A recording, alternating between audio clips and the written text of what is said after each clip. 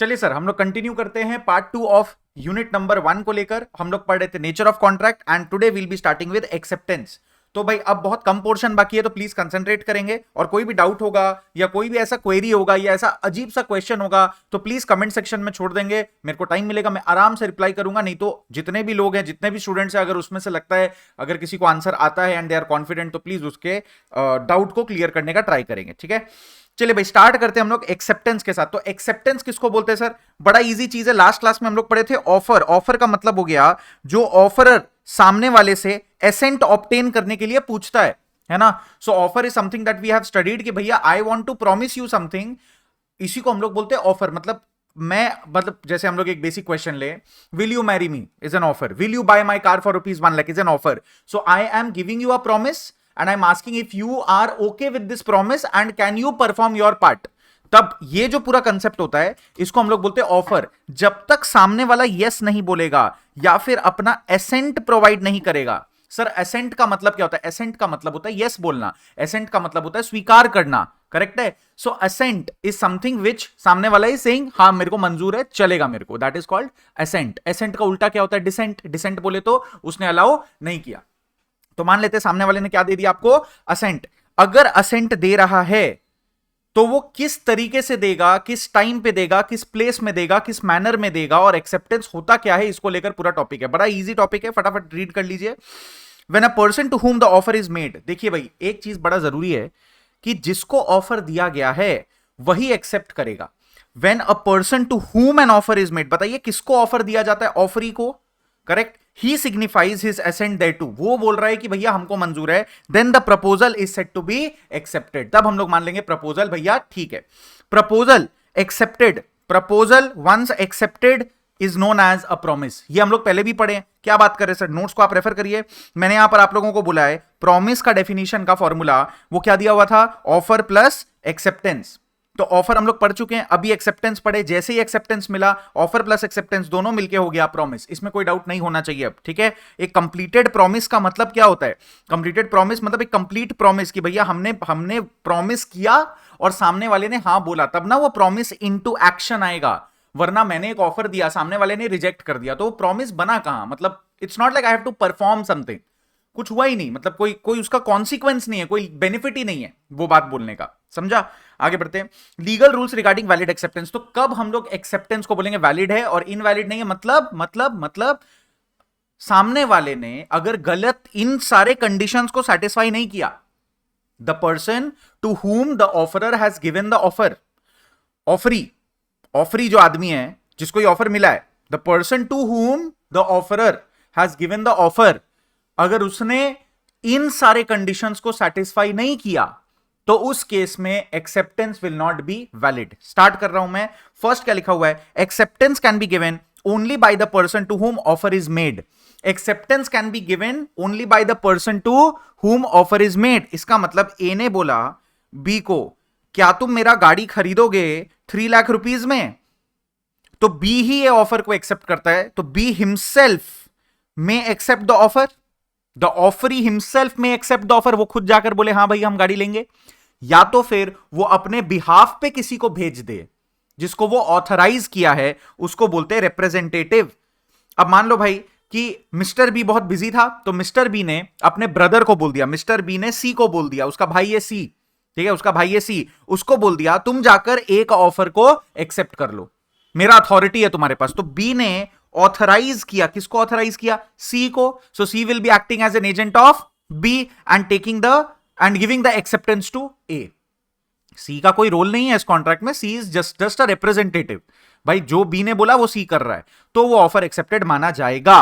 और एक बात, अगर सी के पास अथॉरिटी नहीं है और सी बस बदमाशी करने के लिए बोल दिया हाँ हाँ मेरा भैया गाड़ी ले लेगा, और तुमको लगा कि बी ने अथॉरिटी दिया है, तो भाई तुमको कंफर्म कर लेना चाहिए था। इनफैक्ट जब सी आए, जब तक वो कोई लीगल प्रेजेंटेशन ना दे या फिर वो कॉल करके एक बार कंफर्म ना करवा दे बी से, तब तक आपको विश्वास नहीं होगा। या तो कोई लीगल पेपर दिखाओ कि भैया मेरे को ऑथराइजेशन मिला है। So always when you are dealing with somebody who is a representative, always make sure you confirm that he has the authority. अब अथॉरिटी नहीं रहेगा तो एक डिफरेंट सेट ऑफ सेक्शंस आ जाएगा जहां पर भैया सी जो है उसको डैमेजेस देना पड़ेगा कि उसने हरकत क्यों किया।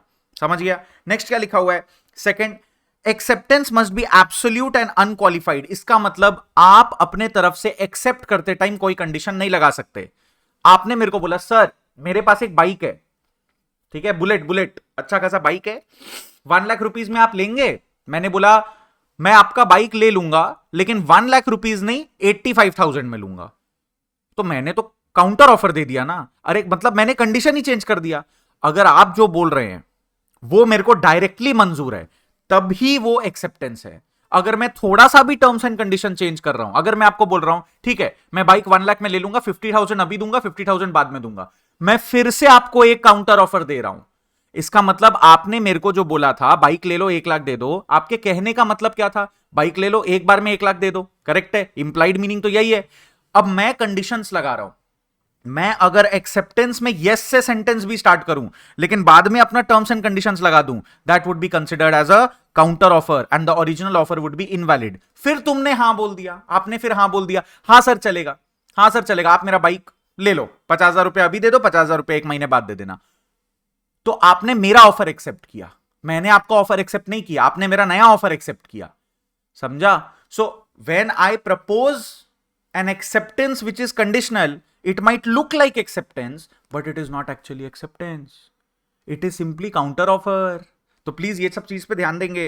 नेक्स्ट क्या लिखा हुआ है? acceptance must be communicated। now what do you mean by this? Sir मैं आपका ऑफर को एक्सेप्ट कर रहा हूं, ये बात आपके कान तक पहुंचना चाहिए ना, आप तक पहुंचाऊंगा ही नहीं तो आपको पता कैसे चलेगा कि मैंने ऑफर को एक्सेप्ट किया है? So the fact that the offeree has assented, the fact of assent by the offeree should reach or be put into transit by the offeree. At least आप चिट्ठी पार्सल तो कर दो, चिट्ठी भेज तो दो कि हाँ भाई भेज दिया, हमने एक्सेप्टेंस भेज दिया। आप कुछ तो करो, कोई तो एफर्ट डालो, हाँ भाई हम एक्सेप्ट कर लेंगे इसका ऑफर। लेकिन फिर उसके बाद मतलब आपने कम्युनिकेट ही नहीं किया। आपने मेरे को एक ऑफर दिया, मेरे माइंड में यस हुआ, मैं सो गया, अरे मैंने बोला ही नहीं आपको यस, तो कैसे चलेगा? नेक्स्ट क्या लिखा हुआ है? Acceptance must be in prescribed mode. अगर मैंने आपको बोला आपको एक्सेप्ट करना है तो आपको व्हाट्सएप पे मेरे को, अगर आपको एक्सेप्ट करना है तो व्हाट्सएप पे एक टेक्स्ट मैसेज करिएगा, व्हाट्सएप पे एक टेक्स्ट मैसेज करिएगा आज टुडे 12 बजे के पहले, या जो भी टाइम नहीं लगाते अभी, चलो व्हाट्सएप पे एक टेक्स्ट मैसेज कर दीजिएगा तो मैं मान लूंगा एक्सेप्टेड। तो बताइए एक्सेप्ट करने का तरीका, the manner of acceptance has been given to you. आपने ये फॉलो नहीं किया। मैंने आपको बोला था भाई अगर सब कुछ ठीक रहा तो व्हाट्सएप पे मैसेज कर देना, लेकिन जो ऑफरी था उसने क्या किया? उसने सीधा कॉल कर लिया, आपको सीधा कॉल करके बोला हाँ मेरे को ऑफर एक्सेप्टेड है। तो आपको अगर कॉल आया, आपने बोला, आप एक्साइटेड हो गए, बोला अच्छा अच्छा ऑफर एक्सेप्टेड, क्या बात क्या बात, ठीक है चलेगा मेरे को, मैं सामान भिजवा देता हूं। तो आपने ऑल्टरनेटिव रूट से पहले तो ऑफर एक्सेप्ट कर लिया। एक चीज समझो, जो ऑफरी था, दो पार्टी है, ऑफरर ऑफरी, ठीक है ध्यान देना, mister A offeror, mister B offeree. Mister A ने बोला मेरा गाड़ी खरीदो, अगर तुमको मेरा गाड़ी खरीदने का मन है 1 लाख में तो तुम मेरे को व्हाट्सएप पे यस लिख के भेज देना। मिस्टर बी थोड़ा देरी सोचा, फिर व्हाट्सएप नहीं किया, वो सीधा कॉल कर दिया। अगर वो व्हाट्सएप कर देता तब तो मोड ऑफ, जो मोड बोला एक्सेप्टेंस का, that is done, no problem. लेकिन अगर उसने कोई और मेथड यूज किया, उसने व्हाट्सएप नहीं किया, उसने कॉल किया और आपने कॉल उठाया भी, mister A has picked up the call और कॉल पर he is okay with it, मतलब उसने ये पॉइंट आउट नहीं किया कि मैंने तो व्हाट्सएप करने बोला था, तुमने फोन क्यों मिलाया। उसको इस बात से फर्क नहीं पड़ा, उसने बोला ठीक है सामने वाला ने गाड़ी के लिए हां बोल दिया, बेचो खत्म करो। ये सब टेक्निकलिटीज में आप नहीं जा रहे, आप इस बात को पॉइंट आउट नहीं कर रहे हो, या इस बात से गुस्सा नहीं हो, या इस बेसिस पे रिजेक्ट नहीं कर रहे हो उसका एक्सेप्टेंस कि भाई आपको बोला गया था व्हाट्सएप करने, आपने किया हमें कॉल नहीं चाहिए, हमें व्हाट्सएप चाहिए। आपने ये बात पॉइंट आउट नहीं किया और आपने कॉल पर ही उसका एक्सेप्टेंस को मान लिया। तो उस केस में अब आप कॉल वाला को ही वैलिड मानोगे और अपना पुराना वे ऑफ डीलिंग जो आपने प्रेस्क्राइब किया था वो गया तेल लेने, it went to buy oil, है कि नहीं? तो वो चला गया तेल लेने, कुछ नहीं कर सकते, कुछ नहीं कर सकते। हो गया सर क्लियर? चेक करिए यहां पे, if offeror has prescribed mode of acceptance, अगर मोड ऑफ एक्सेप्टेंस दिया, ए ने क्या बोला था? व्हाट्सएप करने, अगर ऑफरी उसको फॉलो कर लेता है तो ऑटोमेटिकली वैलिड कॉन्ट्रैक्ट बन जाएगा, ठीक है? ये वैलिड में ए मिसिंग है सर, एक सेकंड, ले भाई वैलिड हो गया।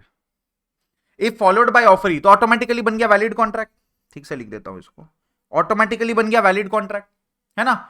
और अगर आपने फॉलो नहीं किया और सामने वाले ने ऑब्जेक्ट भी नहीं किया, तुमने फोन किया लेकिन ऑफरर ने ऑब्जेक्ट नहीं किया, तो भी वैलिड कॉन्ट्रैक्ट बन गया। फोन कर दिया, सामने वाले ने बोला चलेगा, भूल गया वो बात, चलेगा। लेकिन अगर सामने वाला पॉइंट आउट कर दिया, ऑब्जेक्शन दे दिया कि भाई हमने तो बोला व्हाट्सएप करने, अब जब तक व्हाट्सएप पे नहीं आएगा तब तक कॉन्ट्रैक्ट नहीं बनेगा। समझा कि नहीं समझा? क्लियर हो गया। और अगर सर कोई मोड प्रेस्क्राइब नहीं है तो फिर रीजनेबल मोड, अगर कोई मोड प्रेस्क्राइब नहीं है तो रीजनेबल मोड। मैंने आपको ऑफर कॉल करके बोला, तुम भी ऑफर कॉल करके बोल दो, एसएमएस करके एक्सेप्ट कर लो, मतलब कोई रीजनेबल मोड, समझ में, चिट्ठी भेज दो। देखो मैक्सिमम मोड्स आर रीजनेबल, समझ में आ गया, मैक्सिमम मोड्स आर रीजनेबल, मतलब जिस तरीके से भी एक्सेप्ट करना करो। जैसे रोज रोज हम लोग तो डील कर रहे हैं, हम लोग कहां कोई कॉन्ट्रैक्ट बनाते हैं, एक्सप्रेस करते हैं, इंप्लाई करते हैं, मतलब कुछ भी चल रहा होता है और काम तो चल ही रहा है ना अपना। आपको कुछ खरीदना है, आपको कुछ बेचना, चल ही रहा है ना, तो कैसे होता है एक्सेप्ट और कम्युनिकेट? रीजनेबल मोड, कॉल हो गया, कॉल नहीं हुआ, एसएमएस हो गया, एसएमएस नहीं हुआ, व्हाट्सएप हो गया, इंस्टाग्राम पर भी बात हो रहा है, तो किसी भी मोड से आप एक्सेप्ट कर रहे हो, इट इज टोटली फाइन। समझा? अब आगे आते हैं हम लोग टाइम पे। सर टाइम को लेकर बात किया हुआ है, एक्सेप्टेंस टॉपिक पढ़ रहे। एक्सेप्टेंस में टाइम में बोला हुआ है, अगर टाइम प्रिस्क्राइब किया हुआ है कि भाई आपको 5 डेज के अंदर ये ऑफर को एक्सेप्ट करना है, तो आपको 5 डेज के अंदर ही एक्सेप्टेंस देना पड़ेगा, it is to be strictly followed. अगर नहीं दिया हुआ है तो फिर रीजनेबल टाइम हम लोग देखेंगे।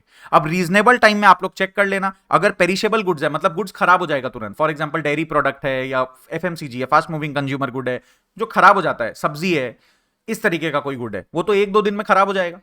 अब ब्रेड है, उसका कितना ही लाइफ है, सब्जी है, उसका कितना ही लाइफ है, थोड़ी ना फ्रिज में पड़ा हुआ रहता है, तो भाई ओपन में रहता है गोडाउन्स में, तो तुरंत खराब हो जाएगा वो। तो पेरिशेबल नेचर का है तो उसमें reasonable time is very less, 24 hour से भी कम।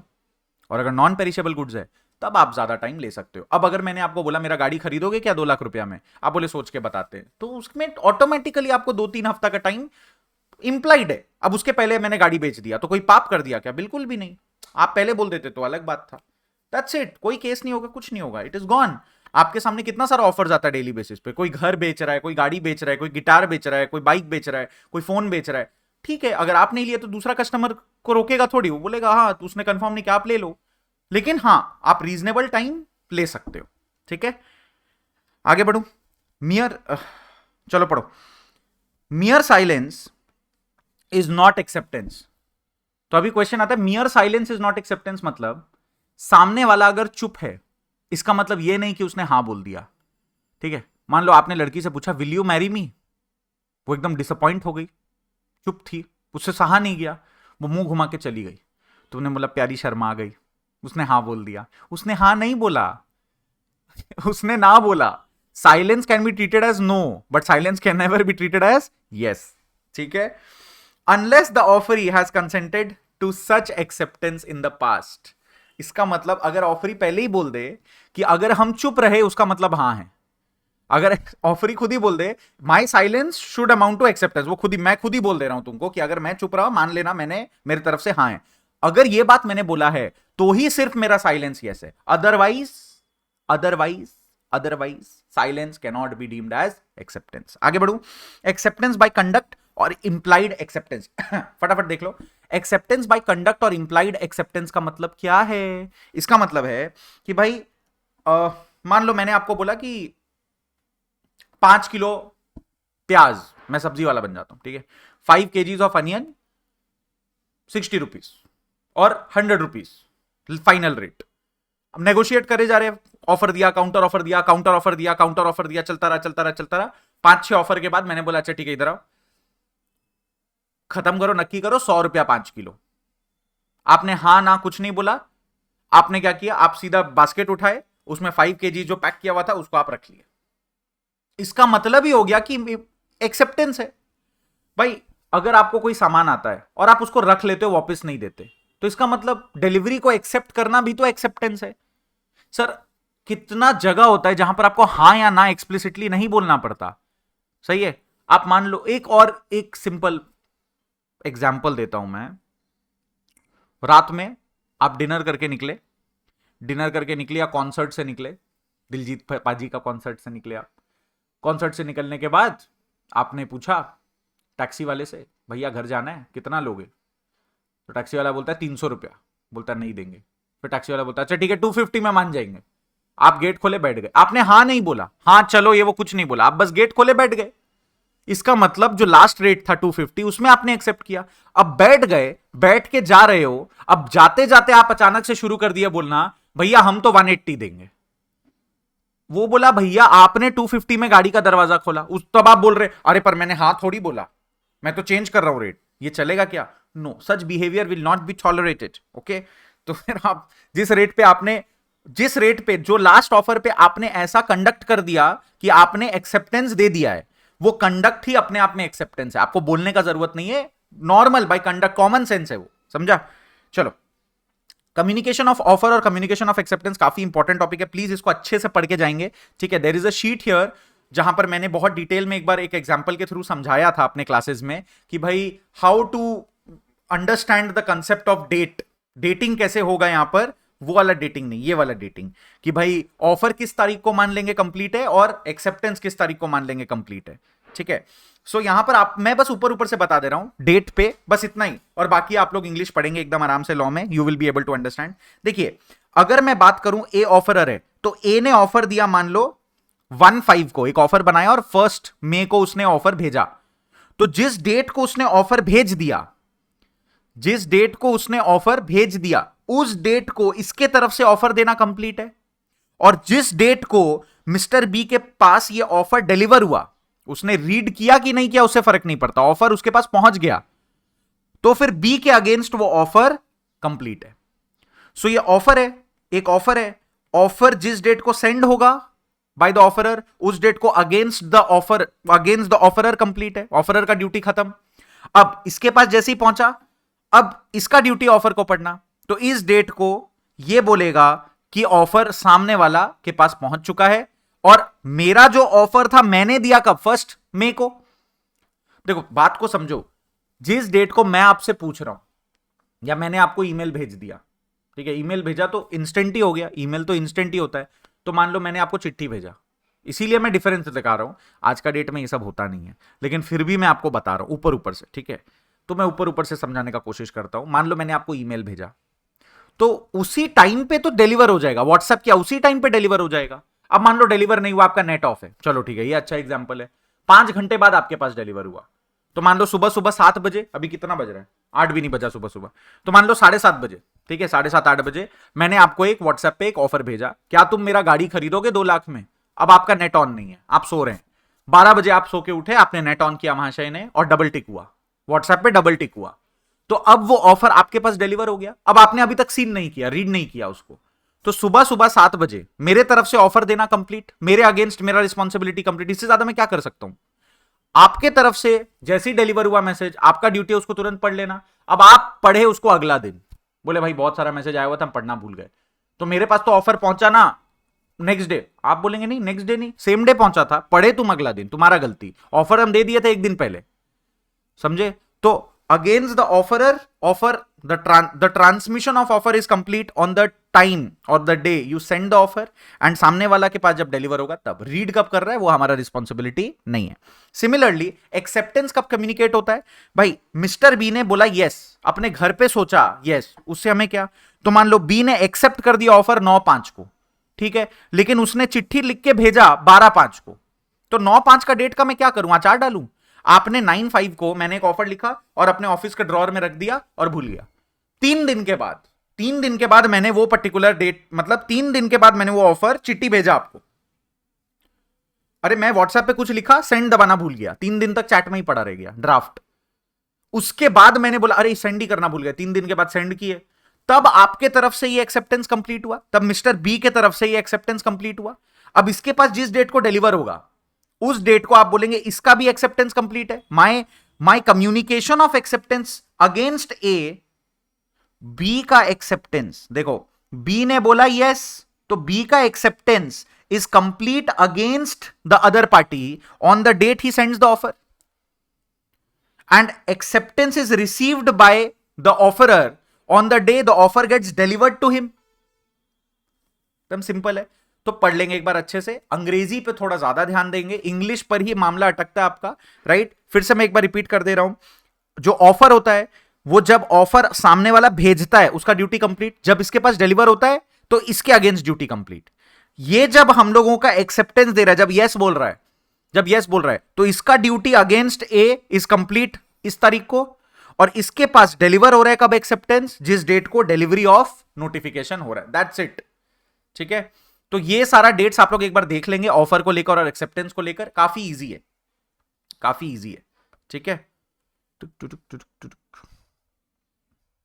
15/5, ये 15/5 होगा। लो भाई आगे बढ़ते, कम्युनिकेशन ऑफ स्पेशल कंडीशन। ठीक है, देखो क्या है ना, नोट्स आ जाएगा ना आपके पास तो आप लोगों के शांति हो जाएगा, है ना। खोजो खोजो नोट्स खोजो, वेबसाइट पे जाओ तो नोट्स मिलेगा, है ना। फिर आगे बढ़ते हैं कम्युनिकेशन ऑफ स्पेशल कंडीशन को लेके। कम्युनिकेशन ऑफ स्पेशल कंडीशन क्या है, आराम से सोचो, आराम से सोचो। What do you mean by communication of special condition? Sir special condition का मतलब होता है, अगर मैं सामने वाले पे जब मैं ऑफर बना रहा हूं तो मेरे को कुछ कुछ स्पेशल चीजें बतानी है, टर्म्स एंड कंडीशंस कुछ लगाना है, इसको हम लोग बोलते हैं स्पेशल कंडीशन। मान लो आप एक मूवी देखने गए, मान लो आप एक, यहां पर देखो एग्जांपल दिया हुआ है, air travel tickets, cinema hall tickets. ठीक है, तो सिनेमा हॉल में बोला बाहर का खाना पीना अलाउड नहीं है, बस पानी अलाउड है। बाहर का खाना पीना नहीं ला सकते, कोल्ड ड्रिंक नहीं ला सकते, और दारू नहीं ला सकते, पॉपकॉर्न नहीं ला सकते, चिप्स नहीं ला सकते, खाना नहीं खा सकते, बाहर का खाना खाना यहां पे खाओ, पानी का बोतल लाना बस अलाउड है। जो सुप्रीम कोर्ट ने ऑर्डर दिया कि भैया पानी के लिए कोई पैसा क्यों दे, घर से लाना चाहे तो ले आएगा, है ना। इंस्टेड उन्होंने ड्रिंकिंग वाटर भी अवेलेबल करा दिया, है ना। सजा तो ऐसा मिला कि क्या ही बोले, लेकिन आपको ये समझ में आ रहा है थोड़ा, मेरे को खुद प्यास लग गया। हाँ, तो sometimes a few businesses attach extra conditions for the offeree, accept करने वाले के लिए थोड़ा और एडिशनल कंडीशन है। अब ये लोग क्या करते हैं, छोटे छोटे प्रिंट में डाल देते हैं। तो ये अलाउड है कि नहीं है? अलाउड है, एकदम अलाउड है, बस अनरीजनेबल नहीं होना चाहिए। अनरीजनेबल नहीं होना चाहिए मतलब उसके पीछे कोई रीजन होना चाहिए कि आपने ऐसा कंडीशन क्यों लगाया है, कोई सेंसिबल रीजन होना चाहिए। समझ आ गया? तो सिनेमा हॉल वाले बोलते हैं कि भैया बाहर का खाना अगर हम अलाउ करेंगे तो ये लोग गिराएंगे सीट पे। बोला बट तुम्हारे भी तो मिलता है ना खाना, सेम चीज मिल रहा है, सॉस मिल रहा है, नाचोज मिल रहा है, चिप्स मिल रहा है, वो भी तो गिर सकता है। बोला हाँ सर, अब बाहर से ला रहे हैं, पिज्जा वीजा ले आएंगे तो पूरा माहौल बन जाएगा, है ना, सामने वाले को आगे पीछे वाले को डिस्टर्ब होगा, बेमतलब का गार्बेज होगा। बोले तुम्हारे यहाँ भी तो होगा, तो तुम्हारा अनरीजनेबिलिटी हो रहा है ना ये। फिर उसने सिनेमा हॉल वालों ने एकदम ओपनली क्लैरिफिकेशन दिया कि सर सिनेमा दिखाना लॉस है, सारे हॉल में जितना सिनेमा हॉल्स चल रहे हैं इंडिया में सब लॉस में है, उनका मेन रेवेन्यू और profit margin popcorn, chips, cold drink बेच के मिलता है, यही फैक्ट है। जितना हम लोग मूवी दिखा के कमाते हैं उतना ही, उससे ज्यादा ही प्रॉफिट मार्जिन हम लोग बनाते हैं एक पर्टिकुलर स्क्रीनिंग पे जब लोग आके पॉपकॉर्न खरीदते हैं। भाई 400-500 रुपए का एक पॉपकॉर्न का टब बेचते हैं, 10 रुपए का कॉस्टिंग नहीं है उसका, वही हम लोग का प्रॉफिट मार्जिन है। बाकी सर ये एक एक स्क्रीन चलाने का 20-30 हजार रुपया खर्चा होता है, इतना एसी चल रहा है, इतना सारा खर्चा है मार्केटिंग का भी, इतना रेंट है सर, उसका हम लोग का लॉस हो जाता है। आप लोग सिनेमा हॉल में जाइए, देखिए पूरा हॉल खाली रहता है, आप पैर फैला के बैठे हुए हैं कि भाई कोई भी नहीं आया। समझ आ रहा है कि नहीं? पूरा हॉल ही अपना है, तो कैसे निकल रहा है ये खर्चा? How are they managing it? Because people go and bill in the food corner. तो जब सुप्रीम कोर्ट ने बात सोचा तो बोला ठीक है सर, फिर सारा धंधा बंद कर देते हैं हम लोग, पूरा सिनेमा हॉल्स बंद हो जाएगा इंडिया का, सारा मल्टीप्लेक्सेस बंद हो जाएगा, कर ही नहीं पाएगा बिजनेस। कैसे करें हम बिजनेस? कुछ बेचने ही नहीं दे रहे हो आप, सब अगर बाहर से लेके आएंगे अपने हिसाब से तो हम लोग बेचेंगे क्या फिर?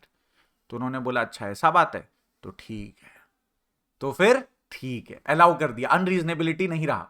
तो अगर आप रीजनिंग करोगे और समझाओगे कोर्ट को तो कोर्ट अलाउ कर सकता है, लेकिन पानी जो आपने अलाउ नहीं किया तो लोग ऑफेंड हो गए। भाई बोलते 100 रुपए का पानी नहीं खरीद सकता सब कोई, भाई ऑफर लगा के तो सिनेमा का टिकट देने आया। पानी is something which is essentially should be free, but ठीक है पैसा तो कम से कम चार्ज मत करो, उनको घर से पानी लाने दो।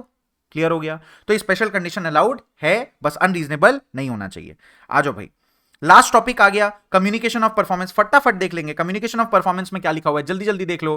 कम्युनिकेशन ऑफ परफॉर्मेंस, एक सेकंड, परफॉर्मेंस का बात हो रहा है तो परफॉर्मेंस को लेकर तो पूरा एक यूनिट है, फिर भी कम्युनिकेशन ऑफ परफॉर्मेंस का बात हो रहा है क्योंकि कम्युनिकेशन ऑफ ऑफर और एक्सेप्टेंस का बात हो गया है। सर अब सुनो, परफॉर्मेंस का मतलब क्या होता है? देखो ए ने बी को बोला क्या तुम मेरा गाड़ी लोगे, तो ये हो गया ऑफर, करेक्ट है। बी ने बोला हाँ मैं तुम्हारा गाड़ी लूंगा और तुमको 1 लाख रुपया दूंगा, ये हो गया acceptance. Now what is going to happen next? अब ए सच में अपना गाड़ी उसको डिलीवर करेगा और बी सच में उसको पेमेंट करेगा, यही बाकी है ना सर? अरे बोलो ना, अब बचा क्या है? गाड़ी दो पैसा लो, तो इस अब आ गया बारी परफॉर्म करने का। आपने वादा जो किया था उसको निभाने का वक्त आ चुका है। तो वादा अगर आप निभा रहे हैं उसको बोलेंगे परफॉर्मेंस। तो who will perform first? There is no strict rule as to such chronology of performance. बोले तो कौन पहले परफॉर्म करेगा इसको लेकर कुछ नहीं है, वो डिपेंड करता है कॉन्ट्रैक्ट टू कॉन्ट्रैक्ट। अब मान लो आप सब्जी वाला के पास गए, सब्जी वाले के पास गए, अब आप उसको बोले भिंडी कैसे करके, भिंडी भिंडी, तो उसने बोला भिंडी सर 20 रुपया किलो। उसने बोला 20 रुपया किलो, अच्छा ठीक है 1 किलो दे दो। उसने बोला सर 20 रुपया दीजिए। आपने बोला पहले भिंडी दो, उसने बोला पहले पैसा दो, फिर आपने बोला भिंडी दो पैसा दो, भिंडी दो पैसा दो, ऐसे ही चलता रहेगा 100 बार। अरे बच्चे हो गया, दे दे 20 रुपया, दे देगा वो भिंडी। समझ में आ रहा है कि नहीं? कभी कभी क्या होता है, वो सब्जी पकड़ा देता है, फिर आप वॉलेट से पैसा निकाल के देते हो, ये भी होता है। तो कोई वैसा कुछ नहीं है भाई, हो जाता है ऐसा, तो सब्जी नहीं ले पाएंगे फिर तो। समझा कि नहीं? कुछ भी नहीं कर सकते।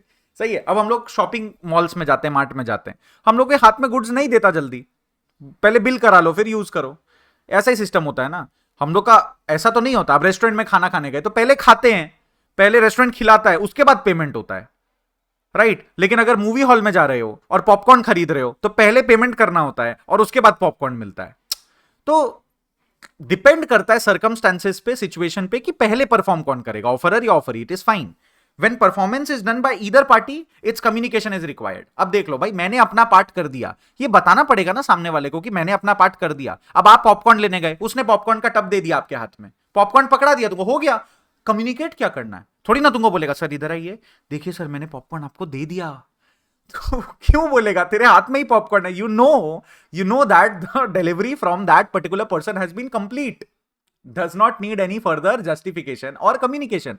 आप ही के साथ वो हो रहा है तो कम्युनिकेशन का जरूरत नहीं है। लेकिन अगर मान लेते हैं आपने बोला था कि गाड़ी जो है वो मेरे दूसरे वाले घर पे डिलीवर कर देना, तो आपको डिलीवर नहीं हुआ, आपके पास चाबी नहीं आई, आपने दूसरे घर पे डिलीवर करवाया, तो वो आपको फोन करके बोलेगा ना सर आपने जैसा बोला था गाड़ी दूसरे घर पर डिलीवर हो चुका है, अब आप पेमेंट करवा देना। फिर आप जब पेमेंट कर दोगे आप कॉल करके बोलोगे क्या, हमने पेमेंट करवा दिया है, मिल गया ना आपको।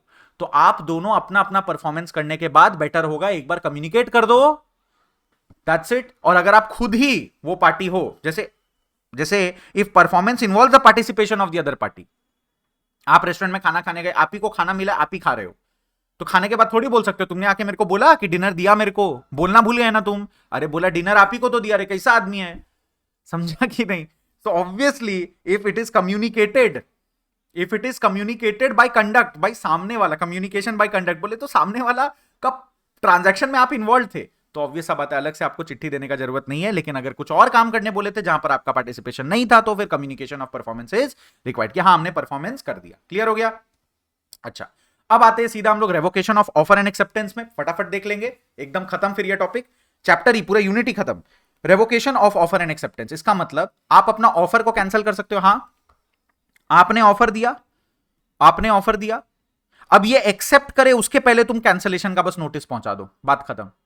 आपने ऑफर भेजा उसको, या तो डिलीट कर दो ऑफर। अब डिलीट कैसे करे सर, उसने देखा नहीं, डिलीट कर दो। एक्सेप्ट ही नहीं किया, उसने देख भी लिया, फिर तुम डिलीट कर दो, क्योंकि सामने वाले ने एक्सेप्ट नहीं किया ना, तो ऑफर अपने आप कैंसिल हो जाएगा। या फिर ऑफर भेज दिए, उसके बाद एक और चिट्ठी भेज दो कि भैया सुनो एक्सेप्ट मत करना ये ऑफर अब कैंसिल हो चुका है। तो बी का एक्सेप्टेंस के पहले अगर बी ने एक्सेप्ट कर लिया फिर कैंसिल नहीं कर सकते, फिर ब्रीच ऑफ कॉन्ट्रैक्ट हो जाएगा। मैंने एक ऑफर दिया, सामने वाले ने एक्सेप्ट कर लिया और एक्सेप्टेंस भी मेरे को भेज दिया, और फिर मैं बोल रहा हूं अरे सुनो ना वो ऑफर कैंसिल हो गया, नहीं नहीं नहीं नहीं नहीं नहीं no no no no no no, समझा कि नहीं? वो डैमेजेस क्लेम कर सकता है अगर उस पर सच में कोई लॉस हो गया तो। Offer can be revoked. Offer कैसे कैसे रिवोक होता है? By lapse of time. बोले तो अगर मैंने पहले ही बोल दिया, ये ऑफर का रेवोकेशन को लेकर पॉइंट्स बोला हुआ है, सुपर इजी है, फटाफट गो थ्रू कर लेते हैं, 2 मिनट भी नहीं लगेगा।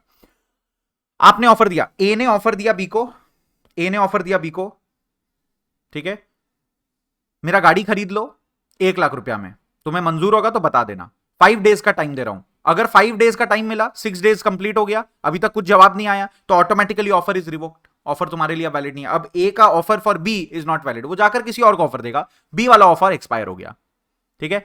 अगर कोई टाइम लिमिट नहीं है तो रीजनेबल टाइम चेक करेंगे, अगर वो रीजनेबल टाइम लैप्स हो गया, reasonable time case to case depend करेगा, ज्यादा उसमें माथापच्ची मत करना। By cancellation of offer in transit, देख लो ऑफर अभी जा रहा है, चिट्ठी आपने लिखा है, जा रहा है, कुरियर कंपनी को कॉल करके क्या बोला, भैया भैया पोस्टमैन भैया वापस ले आओ, चिट्ठी मत पहुंचाओ, ठीक है। उसने बोला अरे हमको तो पहुंचाना को बोला, पैसा हम दिए ना, मत पहुंचाओ, कैंसिल, फाड़ के फेंक दो वहीं पे, समझा। If you stop the offer in transit, obviously not communicated, revoked. Communication bye communicating revocation before offer is acceptance, अगर पहुंच गया तो बी एक्सेप्ट करे, उसके पहले बस कैसे भी उसको रिवोक कर दो कि भैया ऑफर अब वैलिड नहीं है। Non fulfilment of condition president, इसका मतलब non fulfilment of condition president, तो ऑफर रिवोक हो जाएगा। अब मान लो इसको एग्जांपल बड़ा सिंपल लेने का ट्राई करते हैं। Non fulfilment of condition president, president मतलब पहले से इसका कोई एग्जांपल है, पहले से कुछ एग्जिस्ट कर रहा है, कोई प्री कंडीशन है जो एग्जिस्ट कर रहा है वो फुलफिल नहीं हो रहा है अगर ऑफर को कम्युनिकेट करते टाइम। अब मान लो मैंने इसको ऑफर दिया और बोला कि अगर तुमको ये ऑफर मंजूर है